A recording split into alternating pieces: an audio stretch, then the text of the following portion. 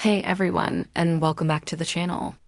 Are you tired of looking at those annoying streaks on your mirrors, no matter how hard you try to clean them? Well, today I'm going to show you a super simple trick to get a crystal clear, streak-free shine every single time. It's a game changer. First, grab your favorite glass cleaner. Lightly spritz it directly onto the mirror. Don't drench it. A little goes a long way. Next, take a clean microfiber cloth and wipe the entire surface in gentle circular motions.